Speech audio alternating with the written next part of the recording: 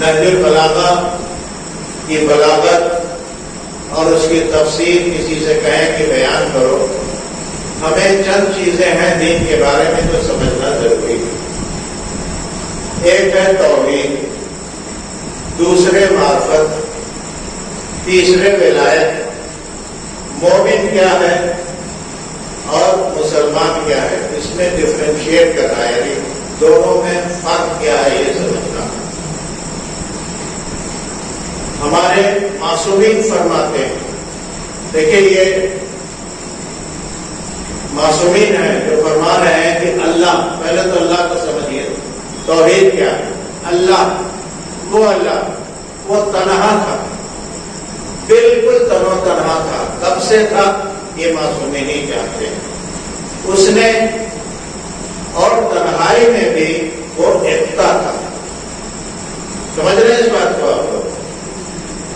یہ جو ہم تحریک چلا رہے ہیں یہ مجلس نہیں ہے، یہ دوسرے قسم کی مجلس ہے۔ اگر کسی کے سمجھ میں کچھ نہ آئے تو وہ بے شک پوچھ سکتا ہے اور بتانے والا اس کا جواب دے گا۔ یہ اس طریقے کی چیز ہے جس سے ہم سب کو سیکھنے کا موقع ملے گا۔ تو معصومین فرماتے ہیں اللہ وہ تنہا تھا اور تنہائی میں بھی اکیلا تھا۔ کب سے تھا؟ صرف معصومین کے علاوہ کوئی نہیں جانتا۔ ثم یعنی اس کے بعد اس نے محمد، علی اور فاطمہ کو پیدا کیا، اور اس کے بعد اس نے تمام دنیا یعنی خلقت، تمام جہانوں کو پیدا کیا۔ جمیع الاشیاء جس کا اس کا نام دیا ہے، ثم خلق جمیع الاشیاء، یعنی ان کے پیدا کرنے کے بعد تمام عالمین کو خلق کیا، جس میں انسان آئے اور ان کو گواہ بنایا۔ کہا محمد دیکھو میں آسمان بنا رہا ہوں، تم گواہ رہنا۔ علی دیکھو میں زمین بنا رہا ہوں، تم گواہ رہنا۔ فاطمہ دیکھو میں فرش بچھا رہا ہوں، تم گواہ رہنا۔ تو ہمیں یہاں فرق یہ ہمیں کرنا ہے کہ اشیاء کی خلقت کے پہلے یہ تین نور جو خلق کیے ہیں پروردگار نے، یہ اشیاء میں نہیں آتے، ورنہ اپنے کو بھی اس میں جوڑتے۔ میں صحیح طریقے سے سمجھا نہیں پا رہا ہوں، لیکن حقیقت یہی ہے کہ پروردگار نے جو اشیاء پیدا کیے اس میں ان تینوں کو گواہ بنایا۔ جو کچھ بھی خلق کیا، جیسے یہ فرش ہے یہ بھی خلق کیا، آسمان ہے وہ بھی خلق کیا، چھت ہے یہ بھی اشیاء میں آتا ہے، شے میں آتا ہے، لیکن وہ شے میں نہیں آتا۔ ائمہ طاہرین ہمارے معصومین پھر انسانوں کو خلق کیا، چڑیوں کو خلق کیا، جانوروں کو خلق کیا، حد یہ ہے کہ سمندر، خلا، یہ وہ ہر چیز پروردگار نے خلق کیا اور ان کو گواہ بناتا گیا۔ اور اس کے بعد کہا ان سب کے سارے امور کو ان کی طرف منتقل کر دیا۔ بات یہ ہے، سمجھ رہے ہوں گے آپ، ان سب کے سارے امور کو ان کی طرف خلق کر دیا، محمد، علی، فاطمہ، اور کہا کہ دیکھو ان کی اطاعت کرنا، اور اگر تمہیں کوئی ضرورت ہو تو ان سے مانگنا۔ اگر تمہارے پاس دولت نہیں ہے ان سے مانگو، لباس نہیں ہے ان سے مانگو، اولاد نہیں ہے ان سے مانگو۔ اولاد مانگو گے تو ایک کی جگہ 7 بھی عطا کر سکتے ہیں۔ اب اس کے بعد ہم آتے ہیں معرفت پہ۔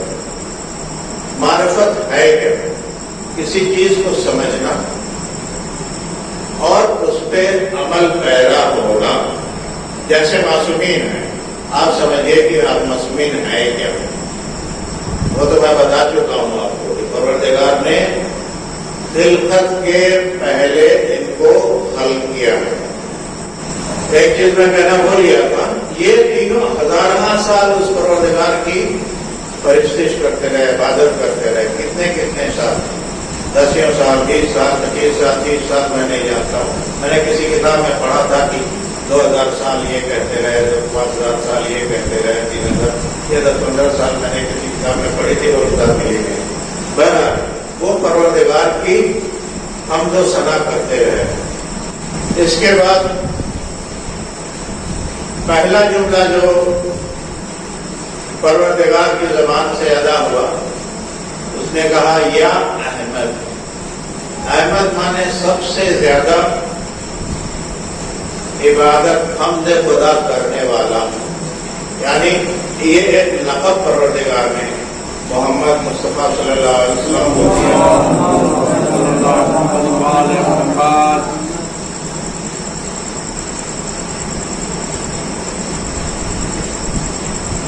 اور پروردگار نے یہ کہا کہ ہم نے آپ کو عالمین کے لیے رحمت بنا دی. اب سمجھیے کہ مومن کسے کہتے ہیں. دیکھیں ہمارا یہ دل جو ہے پروردگار نے اس لیے بنایا ہے کہ اس میں ایمان کو بسائے.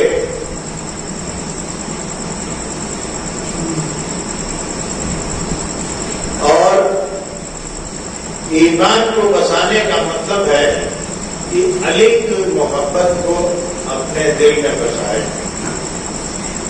اگر علی کی محبت نہیں ہے تو سب بیکار ہے. جیسے میں یہ کہنا چاہتا ہوں, جیسے رسول اللہ کے زمانے میں جاب در جاب لوگ آتے رہے اور رسول اللہ سے کہتے رہے یا رسول اللہ ہم ایمان لائے, ہم ایمان لائے, ہم ایمان لائے. تو پھر سورہ حجرات میں پروردگار نے اسلام کی کیا کہتے ہیں مومن اور مسلمان میں فرق کر دیا ہے. سورہ حجرات میں اللہ نے کہا ہے کہ دل کے گھر میں ایمان کو بساؤ.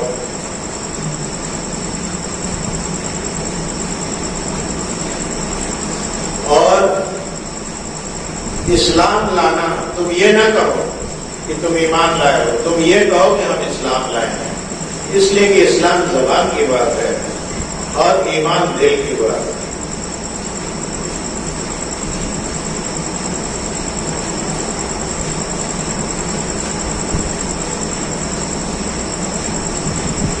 تو شاید کچھ باتیں میں آپ کے دلوں تک پہنچا چکا ہوں, اور ہم اگر سمجھیں تو سب سے ضروری چیز یہ ہے کہ اہل بیت کو مانیں, ان کی تصدیق کریں, ان کے بتائے ہوئے راستے پہ چلیں, گمراہی سے بچیں اور نیک راہ کو اختیار کریں. میرا ایم یہی تھا کہ میں اچھی باتوں کو اپنے نوجوانوں تک پہنچاؤں تاکہ ان کے اندر ایک تبدیلی پیدا ہو. لیکن ہم یہ دیکھ رہے ہیں کہ چندی نوجوان یہاں حاضر ہیں, اور میں یہاں سب سے گزارش کروں گا کہ آپ زیادہ سے زیادہ لوگوں کو بتلائیں کہ اس کو اٹینڈ کرنے میں آپ ہی کی بھلائی ہے. میرا کچھ نہیں لگتا, بھلا آپ کا ہے. جو آئیں گے ان کے دل و دماغ روشن ہوں گے, جو نہیں آئیں گے وہ گمراہی میں پڑے رہیں گے. چند باتیں اور میں بتا دوں آپ کو. دیکھیے یہ بچے جو ہمارے ہیں موبائل لیے ہو گئے, میں جس کونے سے گزرتا ہوں 4 بچے موبائل لیے بیٹھے ہوئے, کیا دیکھ رہے ہو بھائی؟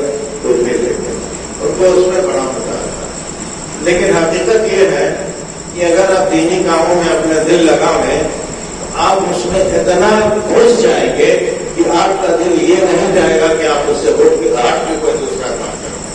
صحیح کر رہا ہوں کہ نہیں؟ اسی میں ڈوب جائے گا. اتھاہ سمندر, علم کا سمندر, اور یہ علم ہے جو بچے سیکھیں گے.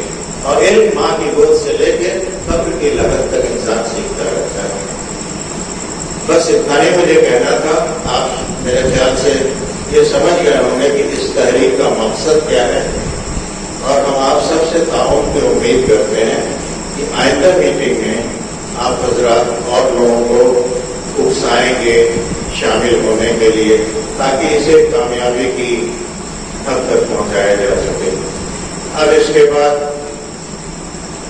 جیسا کہ نہج البلاغہ اکیڈمی نام دیا گیا ہے، ہم اپنے مولانا لوگوں سے گزارش کریں گے کہ ہم سب سے بڑے مولانا جیسا ہمارے سامنے بیٹھے ہیں مولانا نسیم الحسن صاحب ہیں، ان سے میں گزارش کروں گا کہ نہج البلاغہ کا ایک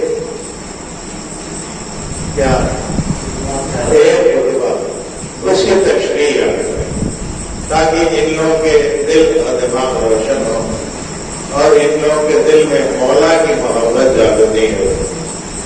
ایک چیز اور بتا دوں، میں نے ایک مولانا ہے بہت پہنچے ہوئے پاکستانی ہیں، سید علی رضا رضوی، بہت ہی پہنچے ہوئے ہیں، بڑے اسٹڈی تھارو کی، لندن میں پروفیسر بھی ہیں اور پوری دنیا میں جا کے لیکچر دیتے ہیں، مجلسیں پڑھتے ہیں۔ ان کی ایک مجلس میں میں نے سنا ایک شخص قرآن کی تلاوت کر رہا لیکن مولا کی محبت اس کے دل میں نہیں ہے اور قرآن خود اس کے اوپر لعنت کر رہا ہے۔ اب بتائیے، یعنی جس کی تلاوت وہ کر رہا ہے وہ قرآن اسی شخص کے اوپر ملامت اور لعنت کر رہا ہے۔ تو آپ یہاں سے سوچ لیجئے کہ علی کی محبت کتنی خاص و خاص ہے ہمارے لیے۔ یہ تو آپ خوش قسمت ہیں، میں بتا دوں کہ آپ لوگ ایسے خاندان میں جنمے ہیں جہاں علی کے ماننے والے ہیں۔ یہ بہت بڑی خوش قسمتی ہے ہم سب کی۔ اگر ہم کسی اور خاندان میں پیدا ہوا ہوتے جہاں علی کو نہیں مانتے تھے تو ہم سب جہنمی ہوتے۔ تو یہ سب سے بڑا شکر کا مقام ہے کہ ہم کو پروردگار نے ایسے خاندانوں میں پیدا کیا جہاں ائمہ طاہرین کے ماننے والے حضرت علی کو اپنے دل میں بٹھانے والے۔ حضرت علی کو دل میں بٹھا کے دیکھیے آپ کو کتنا سکون اور کتنی خوشی حاصل ہوتی ہے۔ شکر ہے اس پروردگار کا، اور ساری حمد و ثنا اسی پروردگار کے لیے جو تمام عالمین کا مالک ہے، جو وحدہ لا شریک ہے، جو نزدیک ہوتے ہوئے